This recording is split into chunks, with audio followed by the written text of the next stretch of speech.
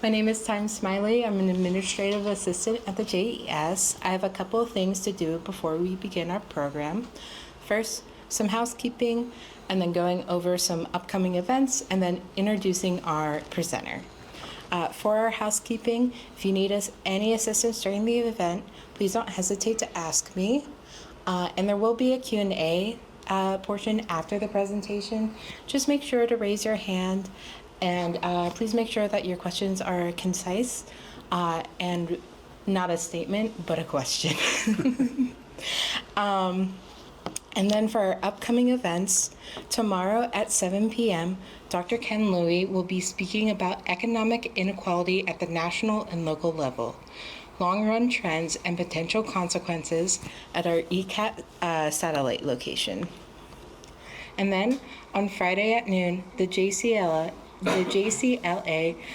2024 cohort will have a community conversation called Our Youth Are in Crisis, How You Can Make a Difference. And then next week at Monday at 6 p.m., Richard Arthur will deliver a lecture at our Fairview satellite, the Lincoln Library. His lecture is titled Lafayette, Founding Father and American Citizen.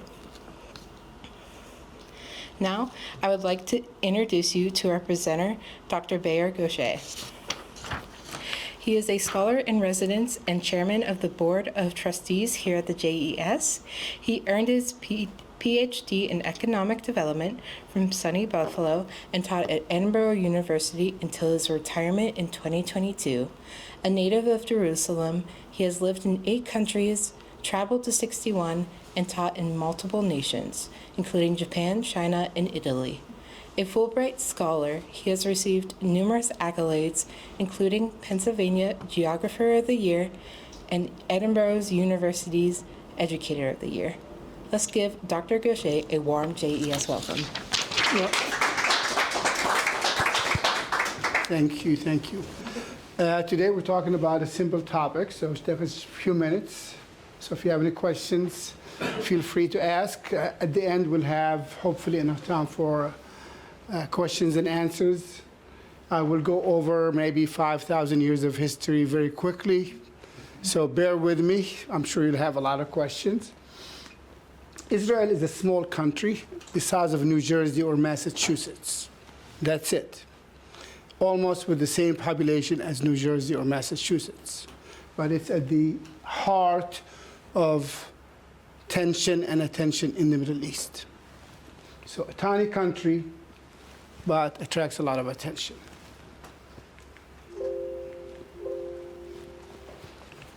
Let's see.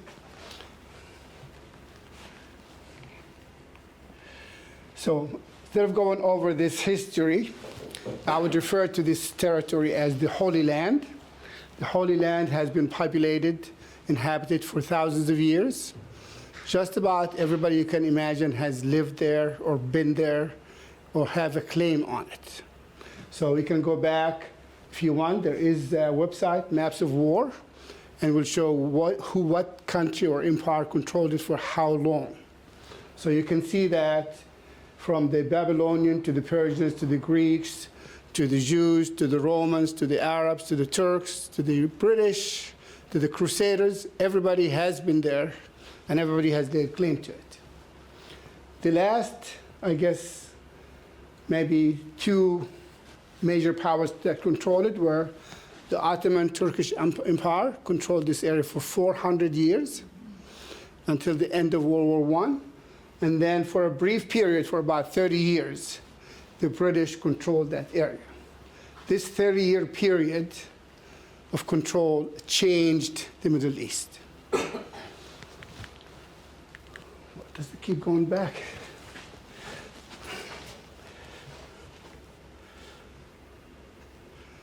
So when we look at history, we'll see that it was never really a country of its own. It was part of a larger empire, whether it's the Greek, the Roman, the Arab Islamic, the Turkish Ottoman, or other empires. So there was no country called Palestine by itself thousands of years ago.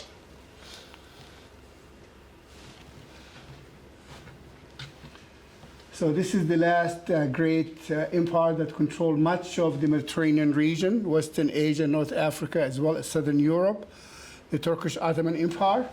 They controlled basically the populated areas, the coastal areas, and the river basins. They did not bother with the desert in the middle. Yeah. The Ottoman Empire was called the sick man of Europe, started to decline, and as it declined, other powers took over some of its territories, and eventually it collapsed with World War I. So with the collapse of the Ottoman Empire, the victorious powers, in this case the French and the British, decided to divide the spoils of war among themselves. So you can see here Sykes-Picot. Sykes is the British Foreign Secretary. Picot is the French Foreign Secretary. They have met and they have agreed to divide the spoils of war. Now, this was supposed to be a secret agreement, but everybody knows about it. It's not so secret because it also involved the Russians. And when the Russians had the Bolshevik Revolution, they decided, oh, we don't want to collaborate with colonial powers. We represent the labor and the masses. So they published that secret agreement, and that's how we got to know all about it. So initially, they divided this territory into direct rule by the French and areas under French control, influence if you want, not direct control, and then areas that the British would control directly, the coastal areas of what's now Iraq, Kuwait, the Persian Gulf, and the desert area that's now the Iraqi and Syrian desert and Jordanian desert. You'll notice here the Holy Land was supposed to be an international zone. The French initially were supposed to have mandate. The mandate system was established by the League of Nations so that one of the major powers will take control of the territory and help the native population get their act together and establish self-governance. So temporary supervision by an outside power to help the natives get their act together and have self-governance.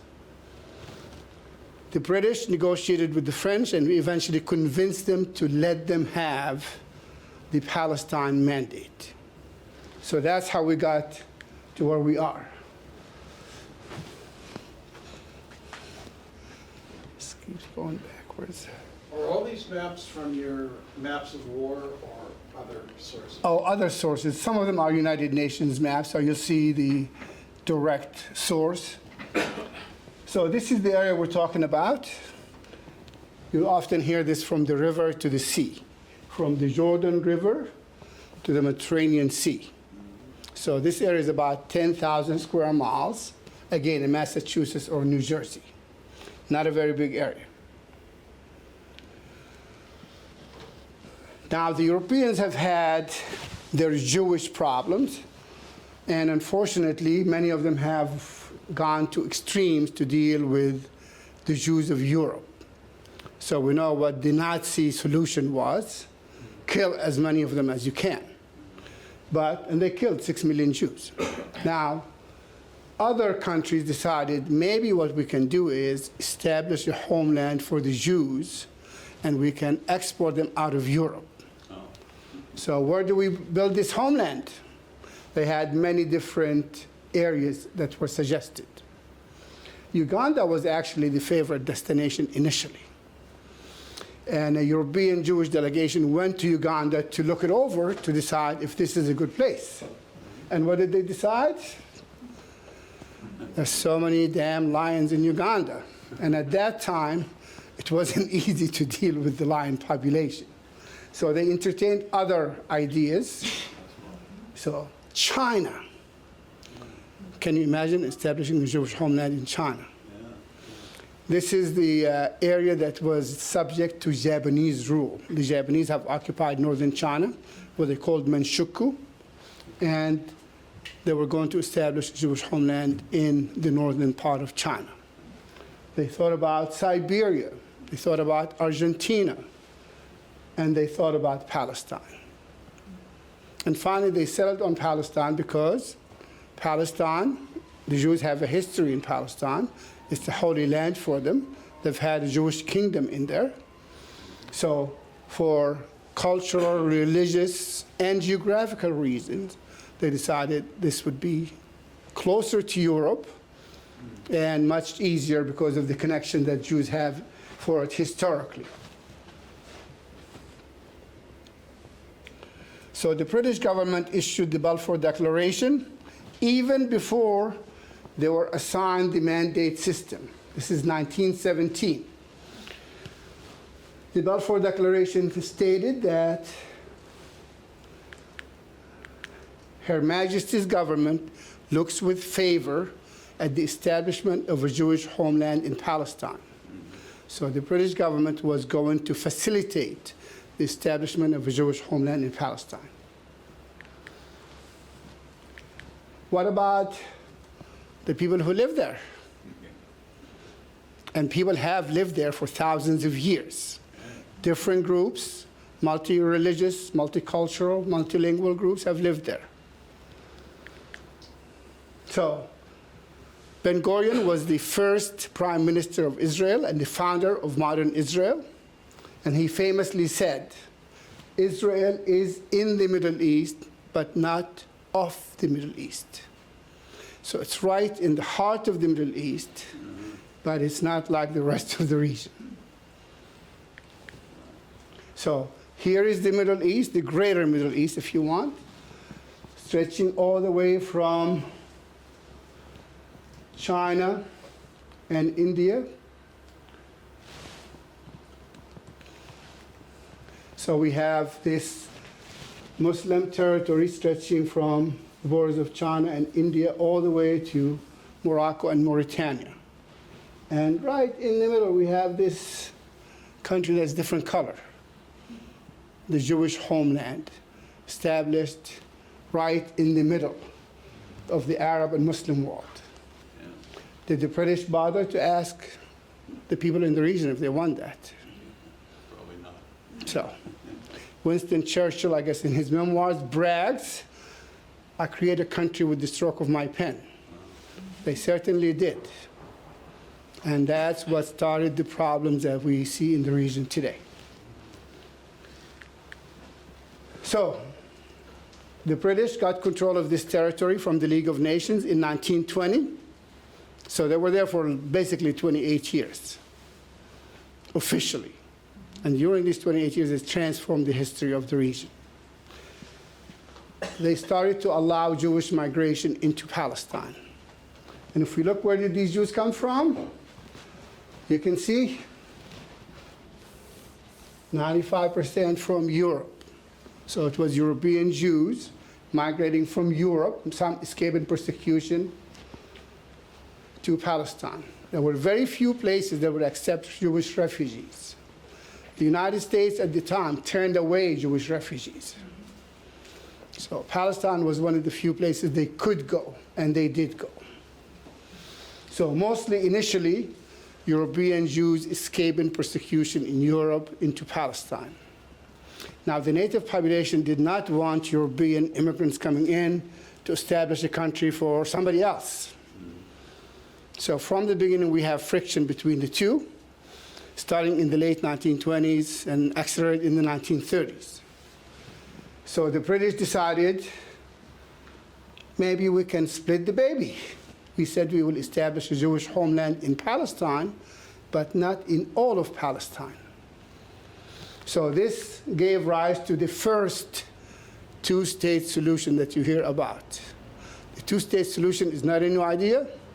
Started with the Peel Commission in the 1930s. So the Peel Commission came to the region, studied the situation on the ground, looked at the population composition, looked at land ownership, and decided, let's create two countries for two people. A Jewish country, Israel, an Arab country, Palestine. So that's the first, if you want, partition plan. Palestine on 80% of the land, Israel on 20% of the land.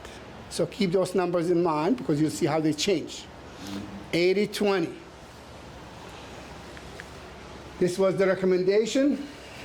Israel in the north along the coast, Palestine, and then we have an international zone around Jerusalem. Jerusalem is holy to all three religions, and it should be open to all, should not be controlled by any one group. So we have this division of the territory. The problem is your screen does not pick up your laser. It's a Yeah. TV screen does It not. I see. It does. I see. I can see the red. Yeah, I mean, you can see it on the ground, but not on the screen. It showed. Yeah. I saw it. So the British, of course, World War II broke out, and the British never implemented this two-state solution. Having World War II break out, millions of Jews killed in Europe, many more persecuted, many more fled. So at the end of the war, the British gave this hot potato to the United Nations. Said, you deal with it. So the United Nations looked at the number, and if you can see here, it does tell you statistics from the United Nations. These are United Nations map. So they looked at the population composition. Even after all this Jewish migration, European migration to Palestine, about 70% of the population was Arab, Muslims and Christians. 30% were Jewish. So 30% were Jewish, 7% were Arab. They looked at population of each individual city. Only one city had a Jewish majority, Tel Aviv.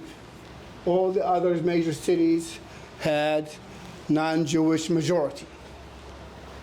They also looked at land ownership.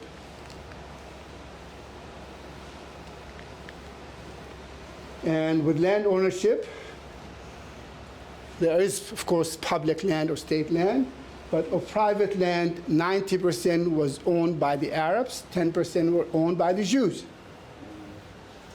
So when the United Nations came up with their solution, it was surprising.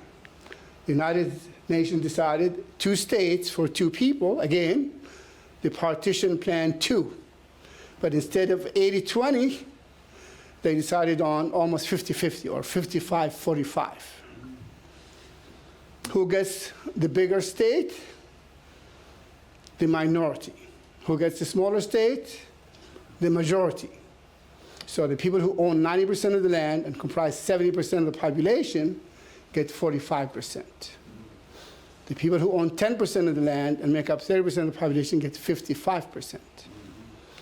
But that's not the only problem. You can see Jerusalem was still open international zone.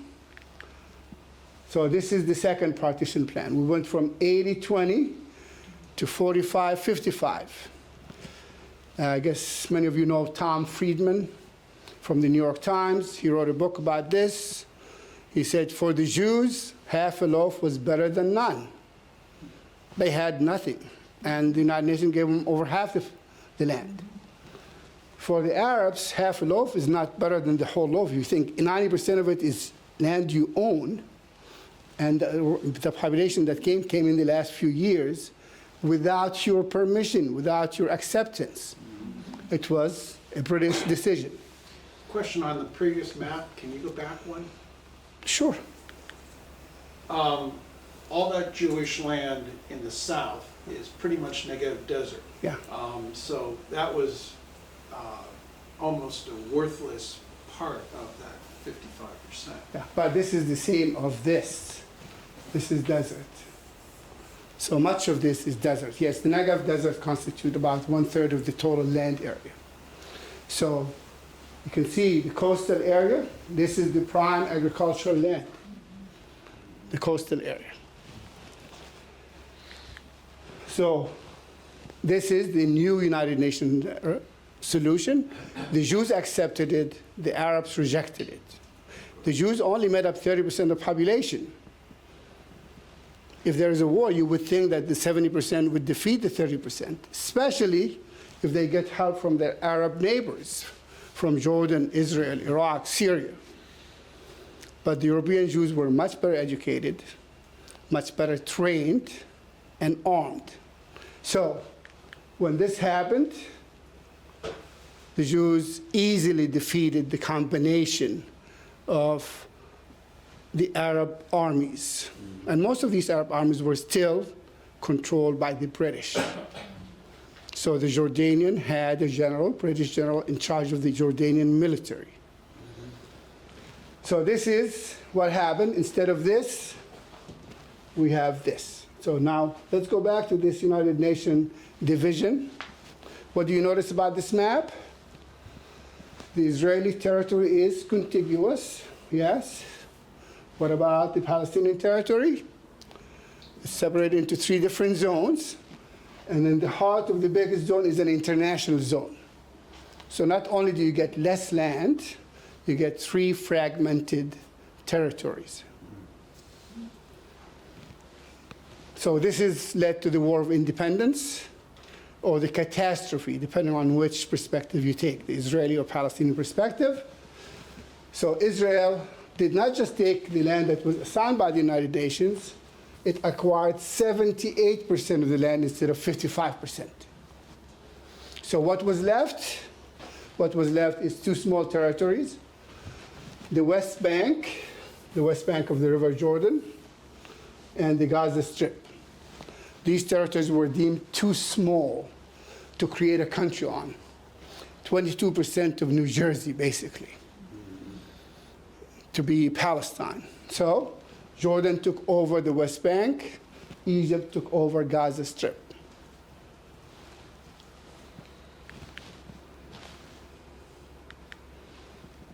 So this is, again, a map that shows Israel, the West Bank, and Gaza. So when we talk about Palestinian territories, now we're talking about the West Bank and the Gaza Strip. These are the territories we're talking about. Doctor, first or second line, small, 8 kilometers to, what is that? 8,000 Oh, square 8,000 kilometers. Square miles, Yeah. okay, got it. So Okay, about- is New Jersey. Yeah, Is- yeah, Okay, yeah. got it. So the population of about 10 million.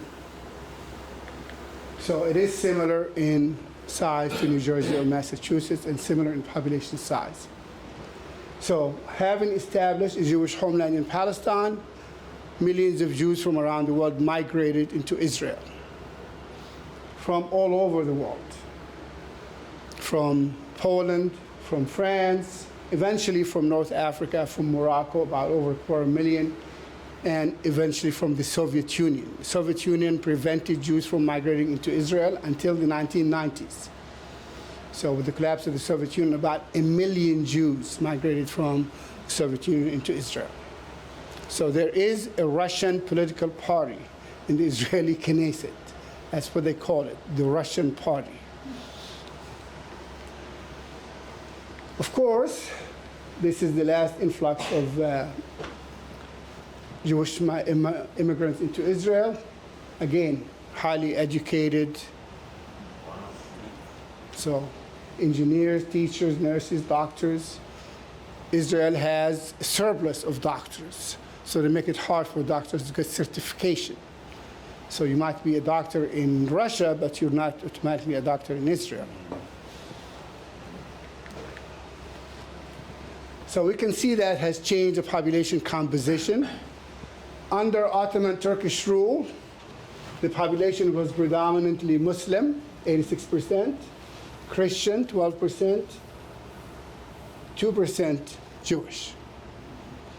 Over time, you can see the change from 86% down to 21%, from 12% down to 2%, and the 2% have risen up to about 77%. So dramatic shift in population because of migration. The Israeli Knesset enacted a law called the Law of Return. So if you are Jewish, you can automatically migrate to Israel and become a landed immigrant. You become a citizen the moment you land in Israel. But you must be Jewish. So the population number, you can see they fluctuate a little bit because some of those Russian immigrants and Ukrainian immigrants were not really Jews. They just wanted out of Russia and out of Ukraine. And once they got to Israel, they didn't have to pretend that they're Jewish because they already got Israeli citizenship. So the numbers changed. Of course, we have another migration. The 1948 wars resulted in mass out-migration of Palestinians from what is now Israel into the West Bank, into Gaza, into Jordan, Syria, Iraq, Lebanon, and other countries. So we have mass influx, Jews from around the world to Israel, and then we have mass exodus of Palestinians to neighboring countries and the rest of the world. And that was in a relatively short time? Yes, well, I mean, these people thought, oh, well, the war is over, we can go home, but they were never allowed to go home. So they were refugees, and many countries around Israel said, you're here temporarily, so we'll keep you in refugee camps because you're going to go home. 70 years later, they haven't gone home. Israel is the largest single recipient of U.S. aid. And when you think that it's a small country, you calculate and adjust for inflation, Israel has received over $300 billion in U.S. aid. Last year, Israel received even more aid. Israel receives $4 billion annually, according to the last allocation that lasted 10 years, from 2017 to 2027. $4 billion a year. Now, some would like to put some conditions on, like, we give you aid, but we expect you to do something in return. Bernie Sanders said, well, we'll give Israel money if they stop Gaza attacks, start bombing Gaza. But that has not happened.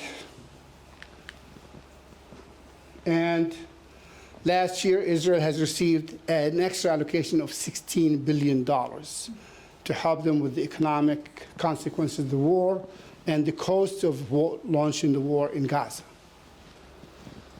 Now, for a small country, it has many different political parties.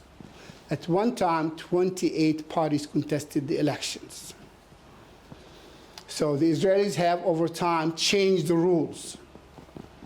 You have to earn a certain number of votes, a percentage of the vote, to get any seats in parliament. It used to be 1.5%, they raised it to 2%, 2.5%, 3%, and this last round of election, it was 3.25%. So what happens if you get 3.249%? You get zero. What happens to all the people who voted for you? They get no representation. So small parties have disproportionate power. They have 120 seats. You need 61 seats, votes in the Knesset, in parliament, to form a government. So what happens if you got to 58 or 59 and you need 2 more votes? And one party has 4 votes. And you need the 4 votes to form the government. What price are you willing to pay? Usually a very high price. So some of these small parties would demand, I want 3 ministries. I want millions of shekels allocated to this priority that I have. So in the recent, I guess, probably in the 21st century especially, we see this growing divide in Israel between secular Jews and religious Jews. Now, most of the European Jews that migrated to Israel are secular or reform, so very liberal. So they're Jewish culturally, but they don't really practice. Then you have the Orthodox and ultra-Orthodox. Now, the Orthodox Jews are religious, but they still work. The ultra-Orthodox do not work. They live on government handouts. They're dedicated to worship. That's all they do. And they have large families. The average family size for an ultra-Orthodox is every family has 7 children. For the secular and Reform Jews, they have 1 child per family. So these are the innovative Jews, the economically progressive Jews that helped make Israel a truly modern economy. The ultra-Orthodox do not serve in the military and do not work. But they want to turn Israel into a religious state. And that doesn't sit well with the other Jews. So you can see that growing divide. Now, if you go to Jerusalem and you go to Tel Aviv, you see a whole different Israel. Israelis like to say, in Jerusalem we pray, in Tel Aviv we play. So there's beaches, bars, discos, restaurants. You go to Jerusalem, and on the Sabbath, everything is shut down. Buses don't run. Some neighborhoods actually blockade the road so nobody can drive in or out. Movie theaters are closed, malls are closed, because you're supposed to worship. So again, this is a growing divide between the two. So Israel is truly a house divided, different visions. Some want Israel to be a democracy, like a Western-style democracy, and some want Israel to be a theocracy, a Jewish state. So this is a big question for the future of Israel. Now, as I mentioned, Israel has emerged as a very prosperous, rich, and strong country. It is the supreme military power in the region. Israel has repeatedly defeated a combination of Arab armies: Egypt, Jordan, and Syria. So they have easily won all these wars. And they won these wars because of US and Western economic assistance, economic and military. So Israel receives the latest in military technology and has far superior military technology than any of her neighbors. We don't want to go over all of these wars, but Israel has a history of war. From 1948 to 1956 to 67. We'll focus on 67 for a little while, but we have so many wars after that. The War of Attrition, the Ramadan or Yom Kippur War, the first invasion of Lebanon, the Intifada, the second invasion of Lebanon, many invasions of Gaza, and now another invasion of Lebanon. So we have so many wars that have been focused on Israel. So this is what the changes have happened. The UN division of the land. The first war, 1948. The second war meant that Israel occupied all of the West Bank, all of Gaza, all of the Sinai Peninsula, and the Golan Heights. So they occupied territory from Egypt, from Syria, and from what was at that time West Bank controlled Jordan. So Israel now controlled the entire British Mandate of Palestine, 100%. So all this talk about peace deal is how much of the West Bank and Gaza will Israel give back to create a Palestinian state. Remember when 1948 they thought it's too small?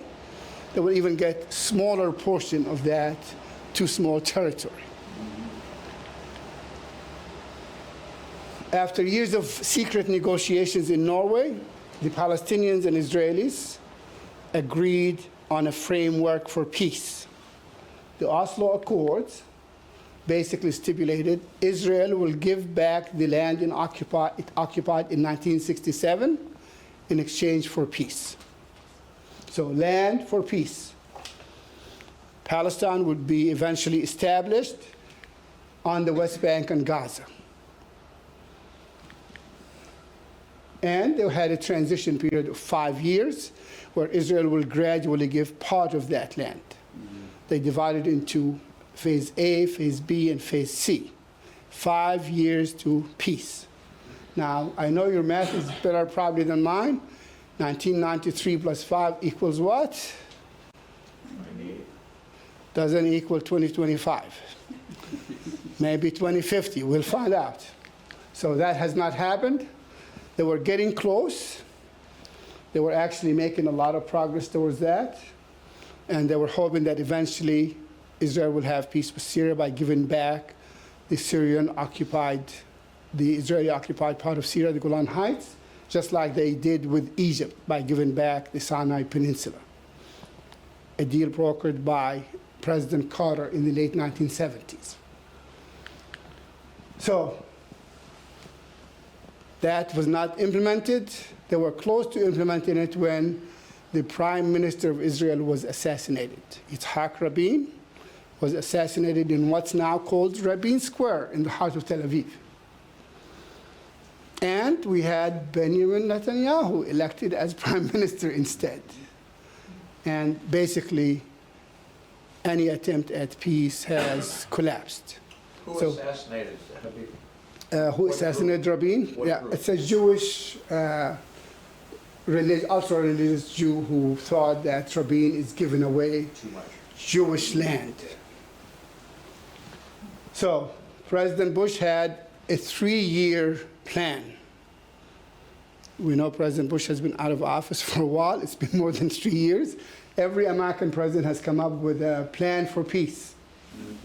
So many of them have not succeeded. None of them have succeeded.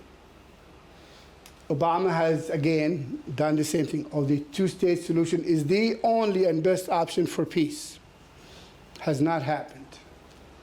So every American president has come up with basically the same ideas. 2 states for 2 people, but has not been implemented. The last time they came very close to reaching a peace settlement was in 2008 under a different prime minister. Ehud Olmert was the prime minister of Israel at that time.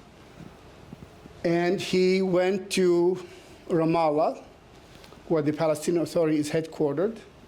And basically, this is their plan.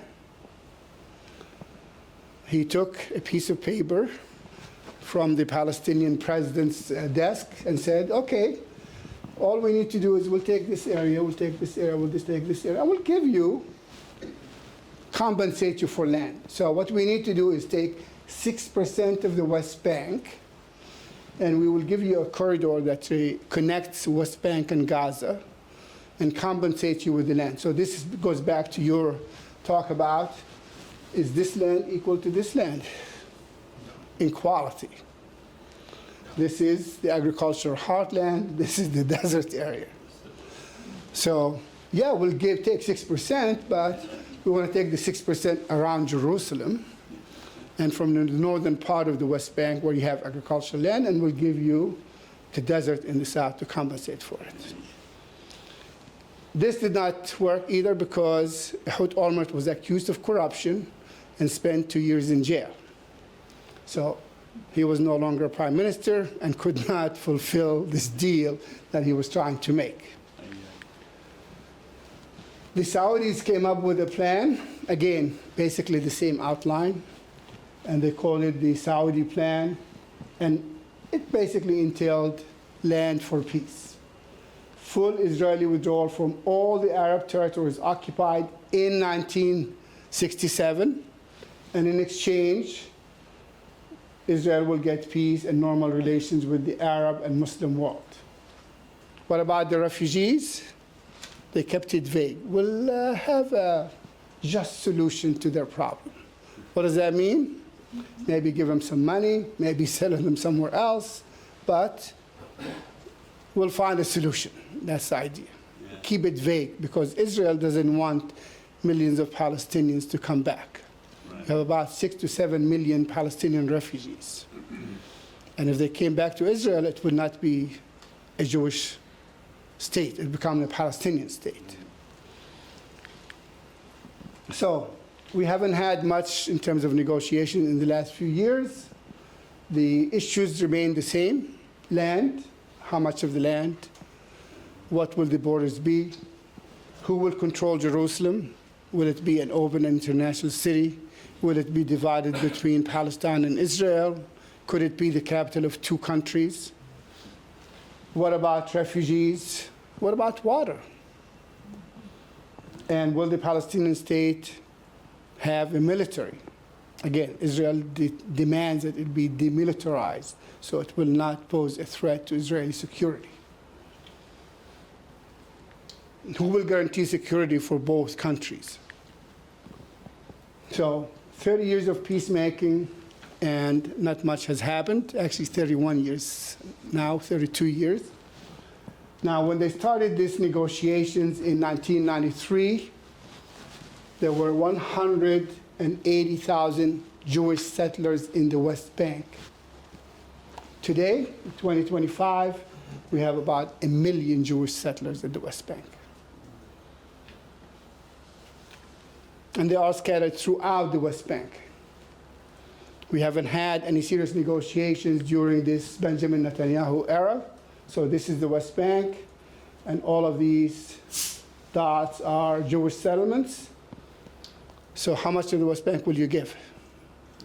What's left? This is the Israeli proposal. We will give you this much of the West Bank, the area in yellow. We will take all of this territory here, and we need this territory for security reasons. So remember when we started with 80-20, then 45-55? What would that make it? Maybe 90-10, or maybe 92-8, something like this.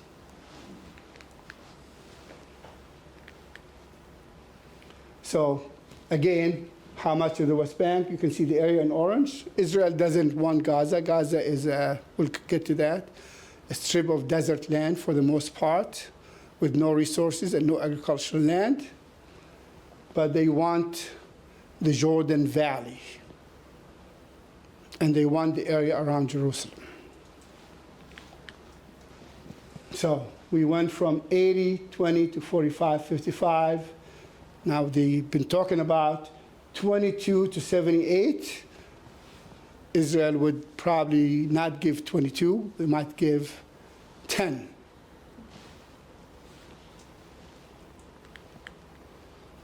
So this is the problem, I guess. One of the main leading Israeli newspapers is called Haaretz, The Land. And this is one of the major editors of the newspaper. And he summed the conflict simply as, we have two sides in this Middle East conflict, Jews and Arabs who want compromise and to live in peace next to each other, and Jews and Arabs who want to demonize and eradicate their neighbors. Yeah. Some that say we want the entire land and nothing less would be acceptable.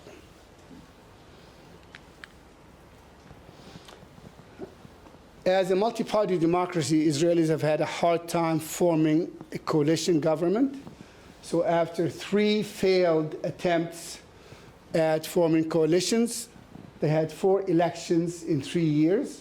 The current government is somewhat stable. They have 64 votes. Again, you need 61 for a majority. So they have basically a margin of 3 or 4 votes. And for the first time, the Israeli courts, Supreme Court, allowed radical groups to contest the elections. And that's how this government was formed. So this new government is the most right-wing government in the history of Israel. And their agenda includes, we want to make Israel more Jewish and less democratic. We want unlimited settlements in the West Bank. And we want to control the appointment of judges, which became really controversial. Millions of Israelis took to the streets almost every weekend because they thought this is a threat to democracy. And they want more funding for religious schools. Again, that's when one small party that has 5 votes can dictate to the big parties what they want. Otherwise, you won't have a government. What's Haredim? Haredim are the ultra-Orthodox. So this is the result of the last elections. The Likud, the Netanyahu party, got 32 out of 120 seats.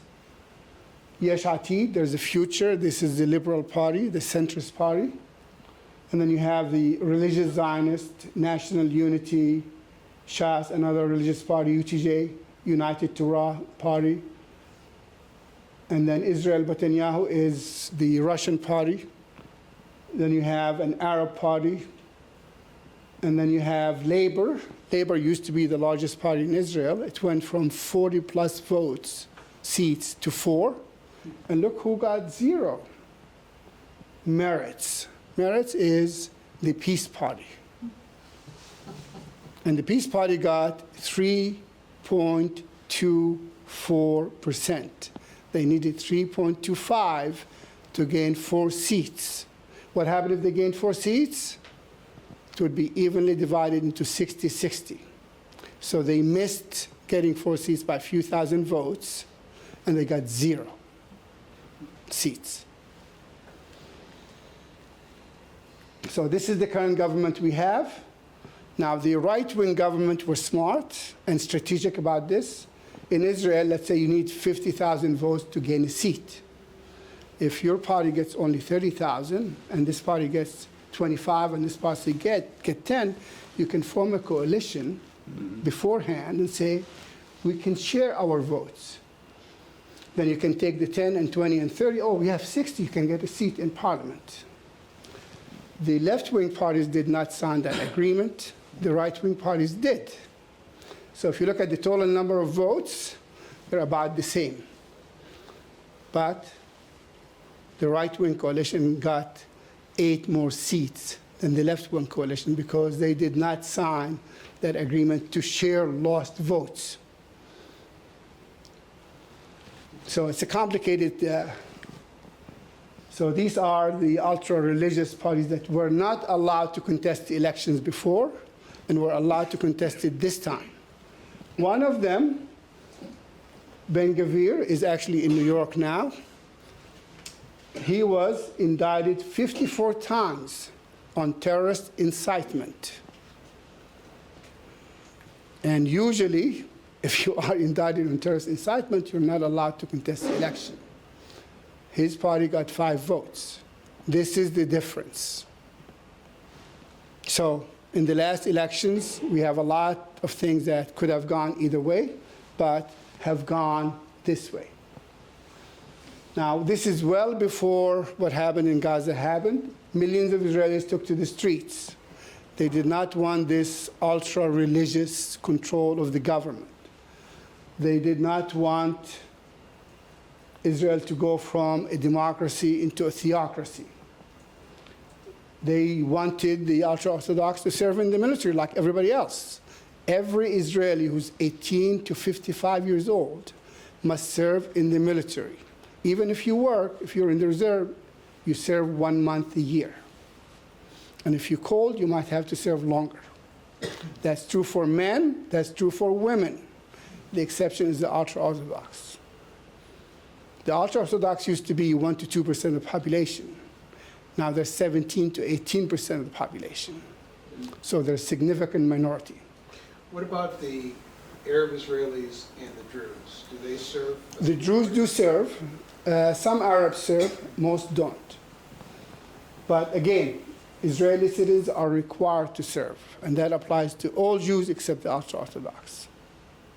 So that's one of the big issues. President Biden, for the first time, I mean, usually when an Israeli prime minister takes office, he's invited to the White House within days. Took months, and he was never invited to the White House because Biden was not happy with this new government or its policies. So what was on the agenda? Certainly not peace, not negotiations. They wanted to expand settlements. They wanted to restrict the movement of Palestinians. The Ben-Gvir actually was put, this guy who was indicted 54 times on terrorist incitement was in charge of internal security. So he started his own Jewish militia and started giving them machine guns. So the settlers in the West Bank now have machine guns to protect themselves. So restrictions on the worship for Christians and Muslims, and one of the big, I guess, controversy in the region is this holy site that they call Temple Mount or Haram al-Sharif. This is a place that's holy to Muslims and Jews. This is where Jews and Muslims believe Abraham was about to sacrifice his son, and where Muslims have built a mosque that has been there for 1,400 years. And Jews believe this is the site of the old temple, and they want to rebuild the old temple where the mosque is. So this is, again, some of the headlines. We just celebrated Easter. Actually, Israel was trying to restrict the number of people that go to the church on Easter for the first time ever, limited to 1,800 people. And of course, the Christians like, you can't do this. We have freedom of worship. The Israeli military should not be telling us how many people can go to church. So that's the situation before what happened on October 7th and before the war in Gaza.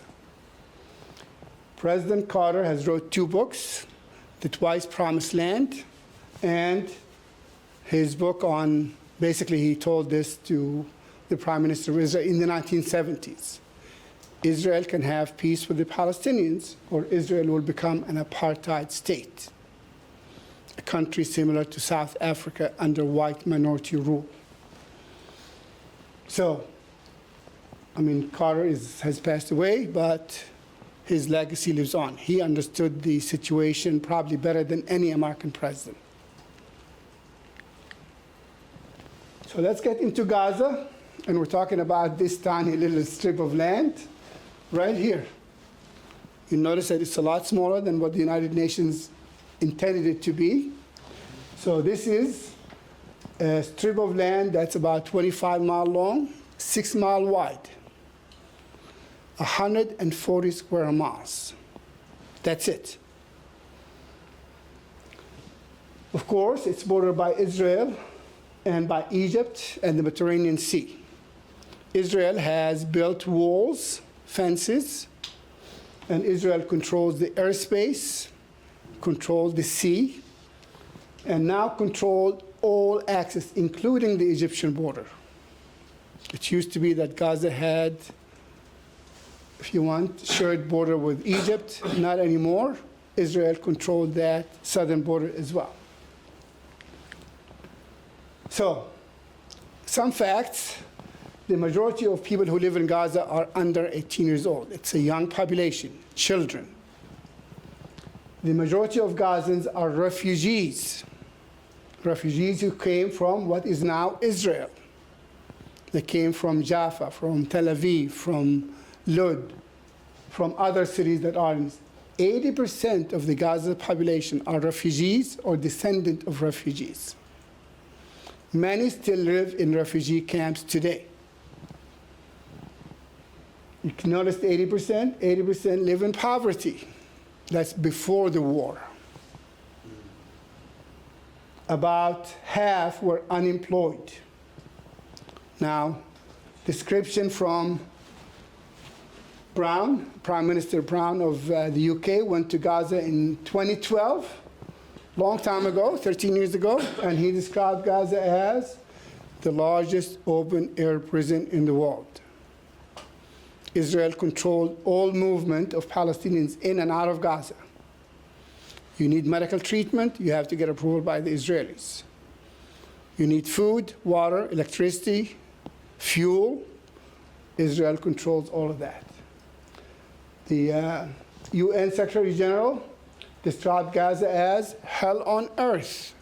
This is before October 7th attack. So let's compare Gaza to Erie County so we get some perspective. Gaza is 140 square miles in total area.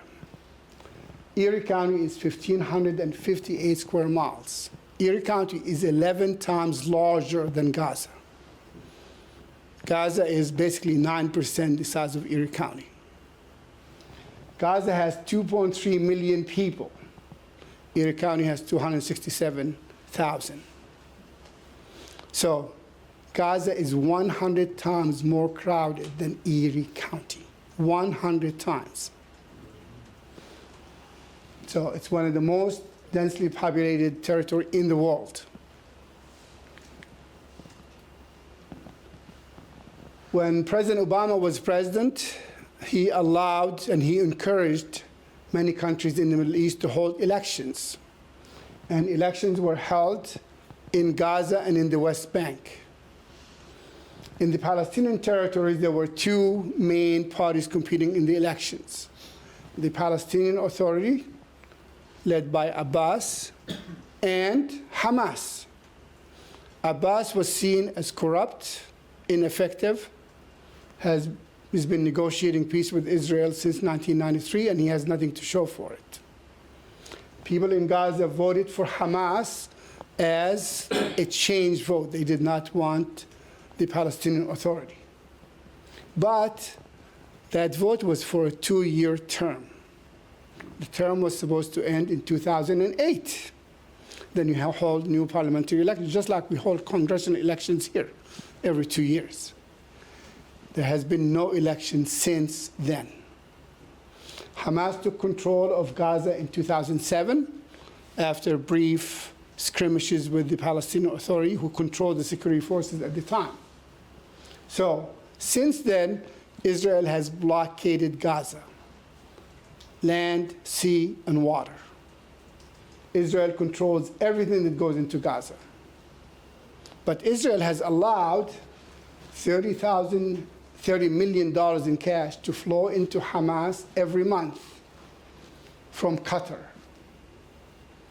And Israel has allowed about 20,000 Gazans to work in Israel. So this is a way for them to support their families.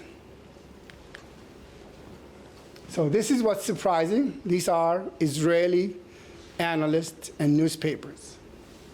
The Times of Israel, one of the most conservative newspapers in Israel.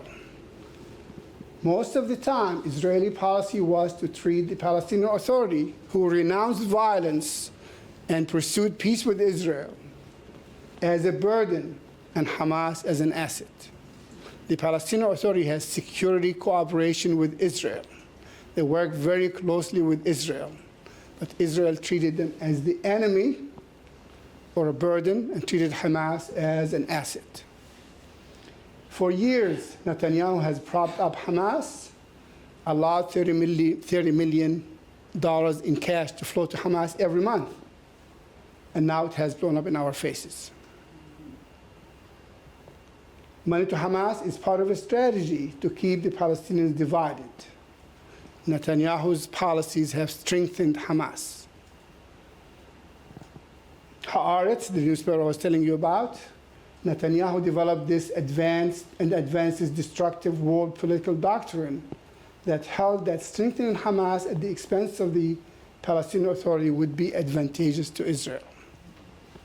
So Netanyahu was part of the problem because he wanted stronger Hamas and a weaker Palestinian Authority. He wanted the Palestinians divided. So we know what happened on October 7th. Hamas fighters stormed across the fences and the walls that Israel had built and attacked Israeli border communities, killing about 1,200 Israelis, including women, children, and the elderly. They also took about 240 Israelis back to Gaza as hostages so they can negotiate the release of Hamas prisoners with Israel. Of course, since October 7th, Israel has pummeled the entire Gaza Strip. Over 50,000 Palestinians have been killed. Over 112,000 have been injured, including over 16,000 children. Thousands more are missing, still under the rubble. They have not been able to access them because they don't have heavy machinery and they can't remove the rubble. And Israel has destroyed most of the housing in Gaza. 250,000 housing units in Gaza have been destroyed.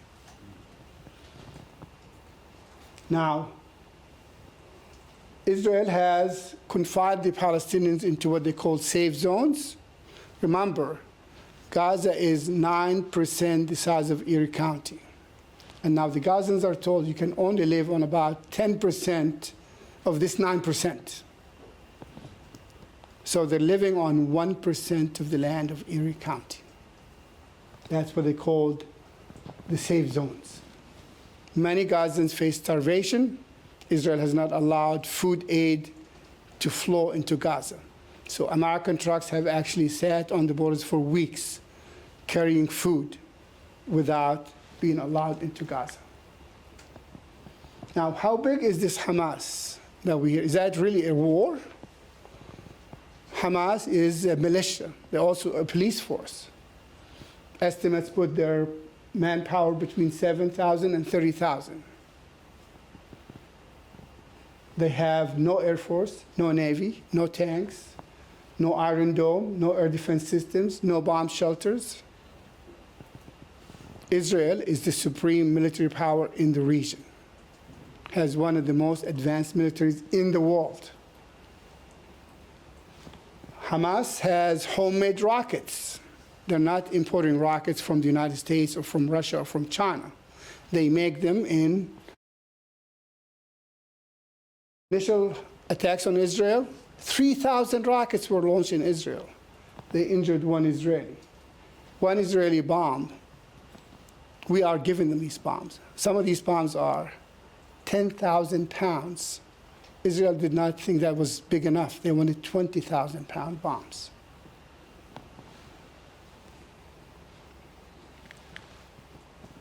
So what do Israelis want to do about Gaza? It depends on who you ask. Some Israelis thought, oh, well, should just get all these Palestinians out of Gaza. Then we don't have a problem. Just force them out. So this idea that President Trump came up with, oh, let's take the Palestinians and move them to Egypt or to Jordan or to Somalia or wherever, it's not new. This is an Israeli proposal that has been on for years. Israelis have wanted this. Some Israelis have actually floated the idea of nuclear bomb. That will take care of the problem. So some wanted to starve them to death. One of the current ministers, actually, that's what he wanted to do. So what does Gaza look like today? This is what Gaza looks like today. In the first month of the war, Israel dropped enough bombs that equal 2 nuclear bombs on this tiny territory that's 9% the size of Erie County. This is what Gaza looks like. I've been to Hiroshima and Nagasaki. Trust me, this looks worse.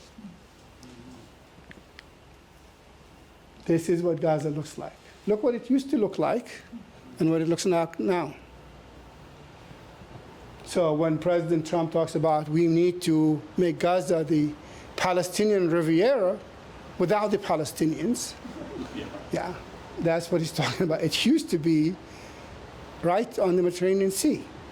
Still, it's a desert area, so not much can grow there, but it used to look a lot better than it does now. I mean, now it's totally destroyed. You can see the difference between the before and after pictures. So there have been victims on both sides. Hamas has killed 1,200 Israelis, again, women, children, elderly, but Israel has killed over 50,000 Palestinians. What do you think the mindset with Hamas, what did they think that they were going to accomplish? What were they hoping to accomplish? Because they obviously couldn't win anything. They certainly are no match for Israel, that's for sure. I mean, many questioned that when I was asked that question at the time. At that time, the United States was trying to broker a grand deal in the Middle East where we'll have normalized relation between Saudi Arabia and Israel. And that basically will create a NATO-like alliance in the Middle East where you have the Arab moderate states, Saudi Arabia, Jordan, Egypt, UAE, Kuwait, ally with Israel and create this alliance that will check Iranian influence maybe Russian influence, maybe Chinese influence, and would allow us to leave the region because we can count on our allies to maintain stability. Iran did not want that. Hamas gets funding from Iran. So some question whether Hamas did that for Gaza or did that for Iran because they wanted to derail that deal. Yeah, that deal basically was almost done. And if Saudi Arabia and Israel normalized relations, we would have a totally different Middle East. So, Doctor, I will note though, the numbers you're putting up there of Gazans killed, those are out of the Palestinian Authority, which has a vested interest in popping those numbers up, including civilians and children. this is not. You will admit that. This is the Palestinian Red Crescent. And again, these numbers, 150 journalists killed, 500 medical, 100 UN personnel killed, are United Nations numbers. So But again, United Nations personnel have been found to be working with Hamas. that's what Israel claimed. And that's what many countries suspended funding for the United Nations and then resumed it. Because it's also in Israel's interest to claim that anybody that doesn't agree with Israeli policy is a terrorist. Understand? So, do you accept the numbers from Israelis? You don't question that. But you question the numbers from Palestinians. I do. But let's assume that you're right, and it's only 40,000, not 50,000. Is that acceptable? How many of them were militia? It's just, We just told you what the militias were. Hamas has 7,000 members. If you killed every one of them, let's double that to 15,000, 20,000. What about the rest? 112,000 injured. So, is there interest in inflating the numbers? Of course. on both sides. Yep. I will grant you Yep. that, on both sides. And the Red Crescent is a independent, like the Red Cross. It is like the Red Cross. Right. And again, over half of the entire journalists killed worldwide were in Gaza. Half of what? All journalists killed in 2024 were in Gaza. So that doesn't happen elsewhere. Guess we stuck in here. So the point where we're trying to make here is, let's go back to this. Hamas fighters took Israeli hostages, about 240. They had negotiations and they released about 100 of them. They released more later. Israel released 240 Palestinian women who were imprisoned and minors from Israeli jails. But since October 7th, Israel has arrested about 9,600 more Palestinians from the West Bank and from Gaza. So when they talk about releasing hostages, yeah, I think all hostages should be released. Yeah. But what about the people who were imprisoned? What were they charged with? Are they Hamas members? Again, how many Hamas members are there? So that's what they're negotiating, is how many do you release? Is it 1 for 10, 1 for 20, 1 for 100? I believe they've released about 1 for 100 at this point. But I mean, at one time, if you go back to maybe the first Netanyahu deal on an Israeli soldier that was captured by Hamas, he released 1,100 for one. So both sides basically want to have numbers so they can negotiate.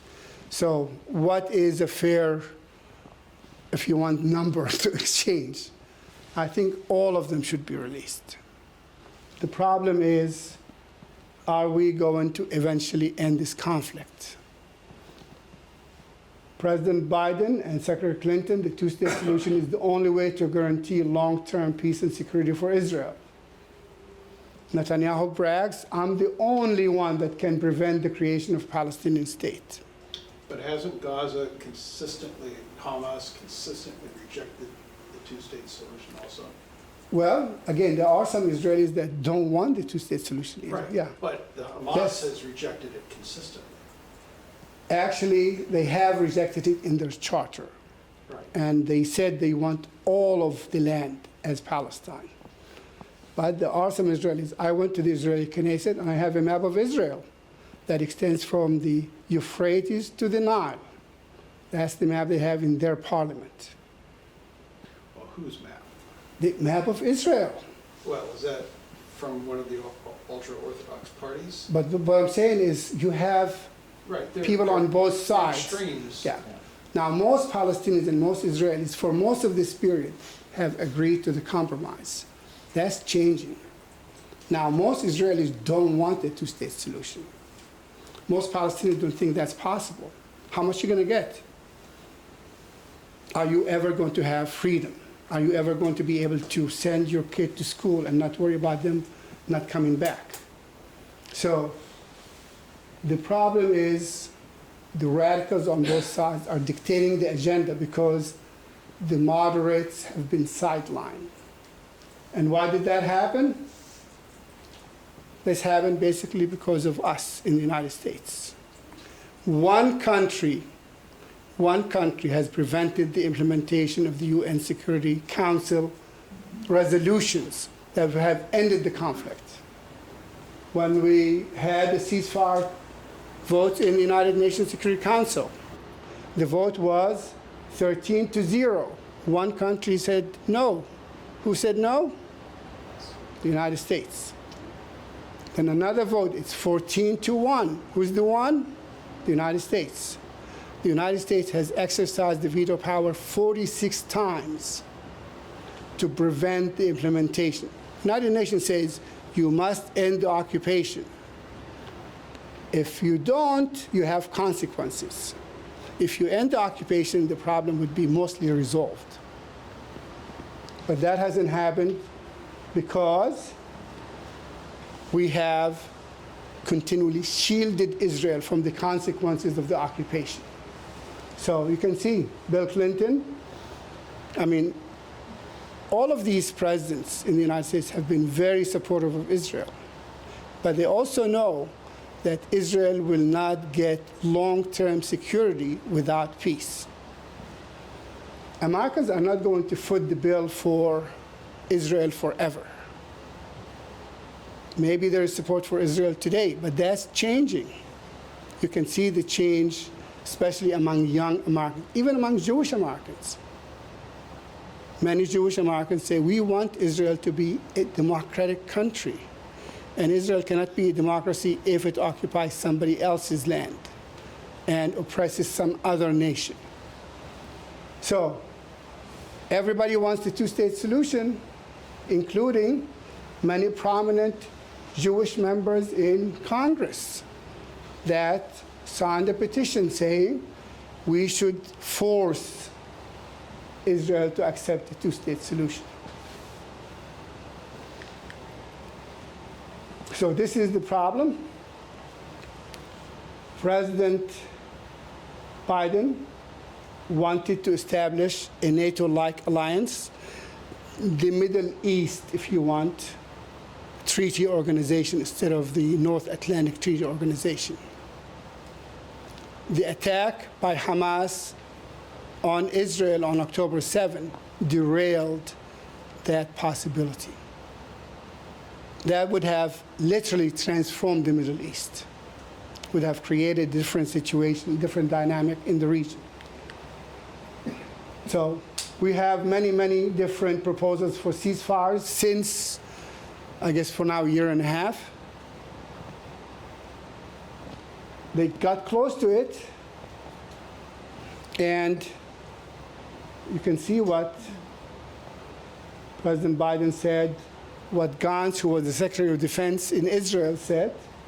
Netanyahu does not want a ceasefire because a ceasefire would mean the end of Netanyahu as the prime minister, the end of his government and his political career. He is subject to trials in Israel, and the only reason he's not maybe in jail is because he's prime minister. While he's prime minister, you cannot try him. So The ceasefire, basically the same proposal that goes back to May of last year, almost a year ago. 3 phases. In the phase 1, Hamas would release women, children, and the elderly. Israel will release 500 Palestinian prisoners and will withdraw from cities and towns in Gaza. And then they will start talk about complete ceasefire. Phase 2, all hostages will be released. More Palestinian prisoners will be released. Israel will withdraw from Gaza, basically end the conflict. They agreed on phase 1. Phase 1 ended last month. And then they reneged on implementing phase 2. So now they're talking about extending phase 1 instead of going to phase 2. So many people were excited, happy that we have a ceasefire. The United Nations supported it. The United States supported it. Both President Biden and Trump took credit for the ceasefire, but it was not implemented beyond the first phase.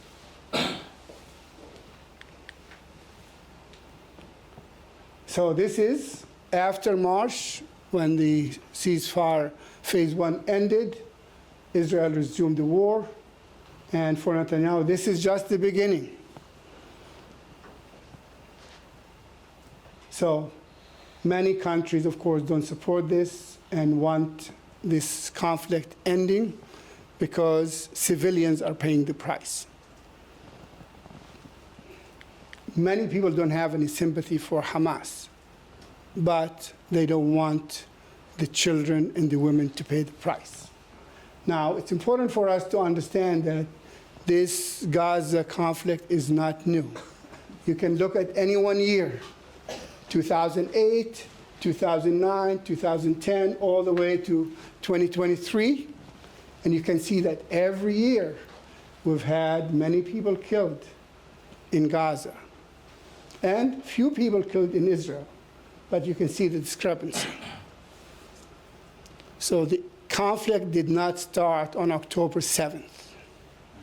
Started long time ago. Basically, World War I. That's the spark that started the conflict when the British took control of this territory and has continued since 1948. Now, I don't want to end on a bad note, so some of you may have watched the Oscars, and you know that the documentary won the Oscar. The documentary was No Other Land, a collaboration by Israeli and Palestinian filmmakers that showed what life is like for Israelis and for Palestinians. No Other Land, basically, this is what the twice promised land talks about. This land is for Israelis and for Palestinians. Now, one of the filmmakers in his acceptance speech, this is Yuval Abraham, an Israeli filmmaker of the 4 that collaborated on this. He's talking about his Palestinian collaborator. When I look at Paso, I see my brother, but we're unequal. We live in a regime where I am free under civilian law, and Basil is under military law that destroys his life and he cannot control. There is a different path, a political solution without ethnic supremacy and national rights for both of our people. The foreign policy of this country, he's talking in Los Angeles, the United States, is blocking that path. Can you see we are intertwined? The two people, my people can't be truly safe unless Basil's people are truly free. There is no other way, and it's not too late. A lot of Palestinians and a lot of Israelis want to live side by side in peace. If you go back to this, can you tell who's the Jew and who's the Palestinian? Can you tell who's the Israeli and who's the Palestinian? If they spoke, they would probably be speaking a very similar language. If they ate, they'll be eating very similar food. If they listen to music, they'll be listening to this basically the same kind of music. They're very similar. They have lived together for thousands of years in peace. I grew up in Jerusalem. Jerusalem was divided into small quarters, a Catholic quarter, an Armenian quarter, a Syrian quarter, a Jewish quarter, a Muslim quarter. You could go to any one of these easily. You had friends from all different ethnic groups, all different religious groups, or different denominations. It didn't matter. Jews were expelled by the Crusaders 1,000 years ago. They were welcomed back. The Christians were expelled by the Crusaders 1,000 years ago. They were welcomed back. They all lived in the same land. When you say Palestinian, it's just like when you say Pennsylvanian. You live in Pennsylvania, you're a Pennsylvanian. You live in Palestine, you're a Palestinian. My father had a roommate when they served in the British military in the Egyptian campaign. His roommate was Jewish. After the war in 1967, of course, Israel occupied Jerusalem, East Jerusalem, where I lived and my family lived, and an Israeli soldier comes knocking on the door. I see an Israeli soldier, I refuse to open the door. I'm not going to open the door to an Israeli soldier. My dad comes and sees the Israeli soldier and opens this door and starts crying. They embrace each other.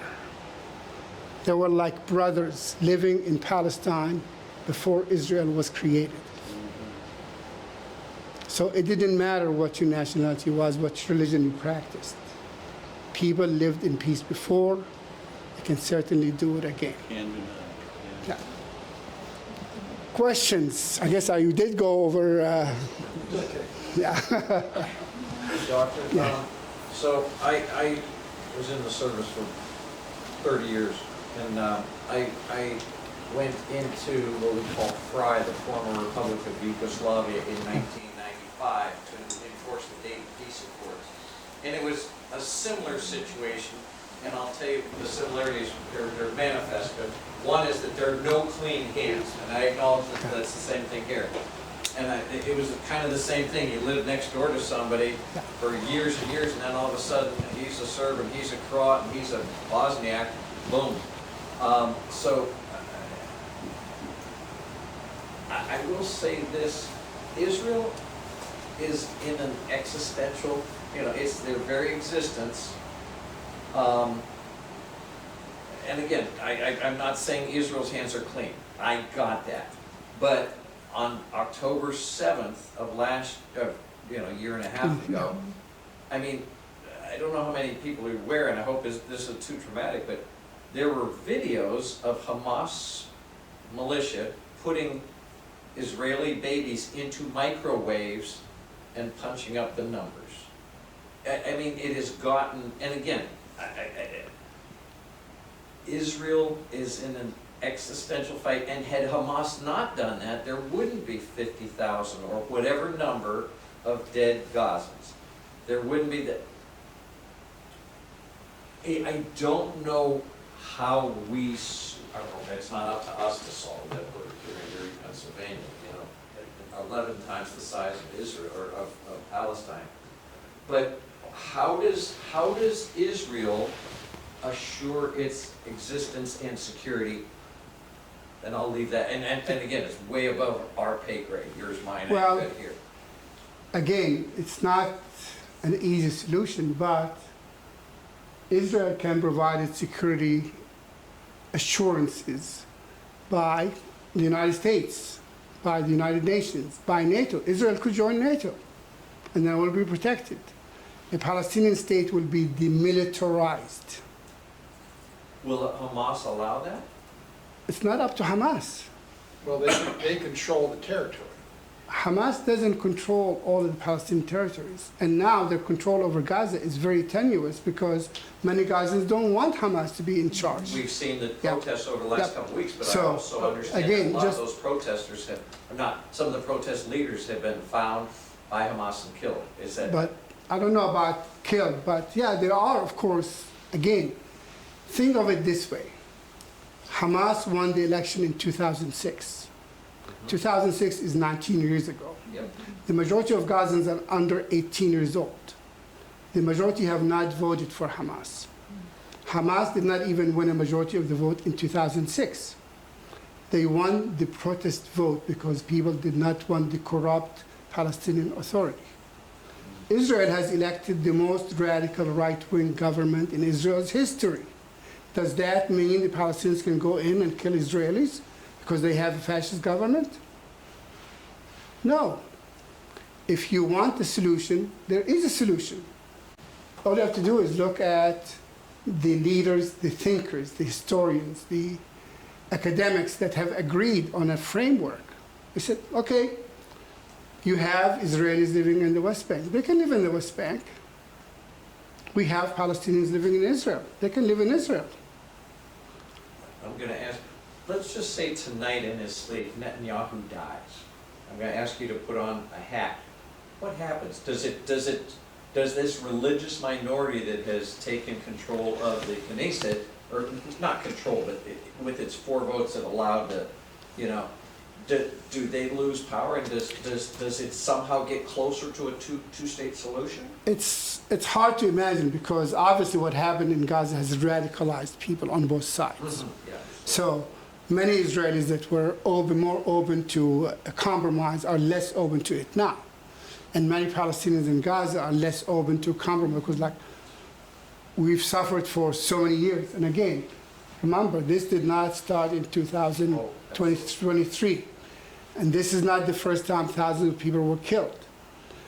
But even in the worst cases, we dropped 2 atomic bombs on Japan. And we helped make Japan the miracle country. And they're one of our greatest allies now. And there is no country that loves America more than Japan. I lived in Japan for 2 years. And they love Americans there. They remember that, oh yeah, we deserve this. War happens, atrocities happen during war. You have to learn to get over that. Start a new chapter because you care about your kids and your future generations. You want the future generations to live in peace and not live the same way you lived, in fear, in war, in conflict, in hatred. So, is it possible? Of course it's possible. And actually, there are so many different suggestions that would overcome all of these obstacles. It will take time, and that's why they always looked for a phased solution.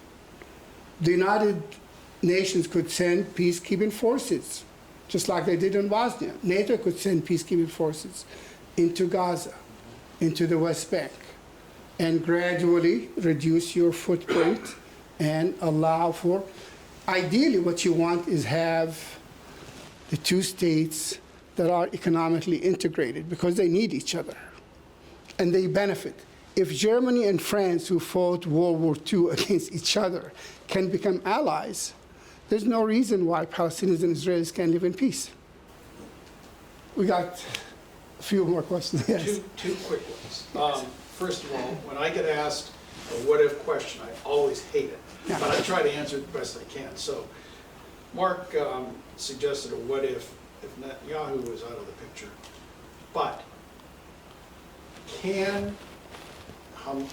I think Hamas is irreconcilable.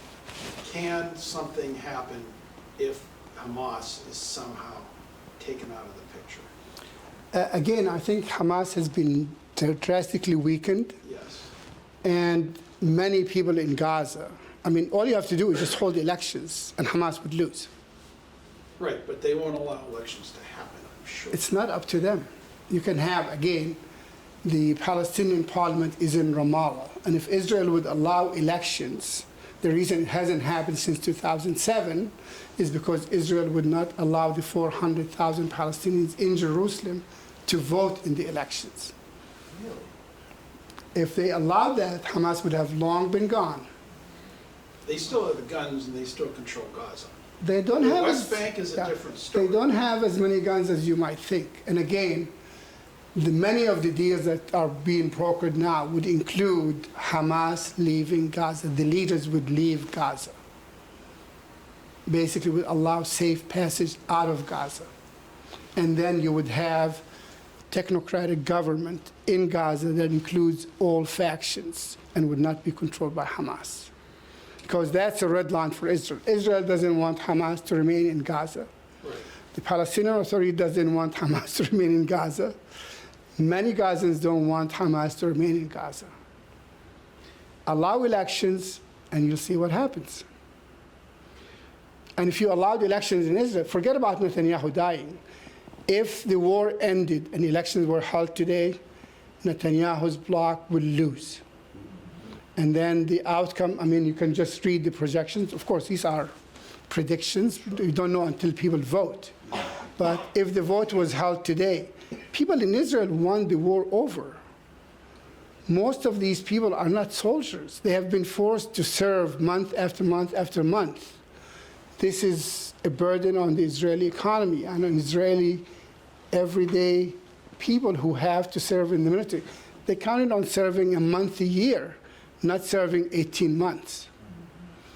So maybe things can change. Again, all it would take is one breakthrough.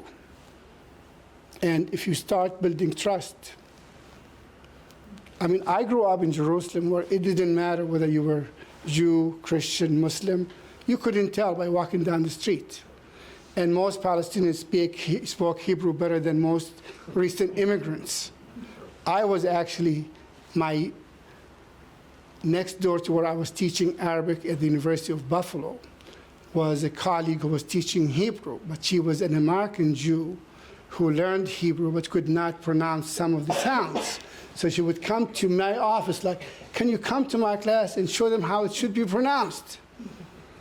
Like, we speak basically very similar language. We have shared history. We have so much in common. The two sides could coexist in peace and harmony, just like they did for thousands of years. I'm sorry. I just want to give you a time warning since we are recording at Okay. 7:30. All right. Maybe one or two more questions. Last question. This one is regarding the Palestinians and when they have left Palestine and the reaction of the Arab countries who they've gone to. The Egyptians don't want them. They tried to overthrow the Jordanian government. They tried to overthrow the Lebanese government. No question. Even in Algeria, they were trouble. So all of their Arab neighbors, who should be their brethren in this conflict, are doing one of these. We don't want these folks. So again, how do you reconcile that at this point? Well, that's a good question that you raise, is that the Palestinians are often described as the Jews of the Arab world. They're unwanted in the Arab world. So the only country that actually gave them citizenship was Jordan. The majority of Jordanians are Palestinians. So in Lebanon, they live in refugee camp. They're not allowed to work in many different professions. They're restricted. In Syria, it's the same way. So what many, I guess people have said, the refugee problem, compensation, you can basically be settled where you are if the government wants you there, or maybe we'll send you to Canada or Australia or somewhere else. But you're right, many of these countries don't want them. Lebanon doesn't want any Palestinians in Lebanon. If it was up to them, all of them would be shipped off immediately. The only country where that's not true is Jordan, where the Palestinians are the majority, and they are the business elite in Jordan. So some might be allowed to go back to the West Bank or to Gaza. Some will choose to migrate to another country. But in some cases, they could stay. They might be allowed to stay. In other cases, they might go back to what's Palestine in the future or to some other country if they receive some compensation. That's part of the compensation package we're talking about. All right, well, I know we went over some complicated issues today. Thank you all for coming. Thank you.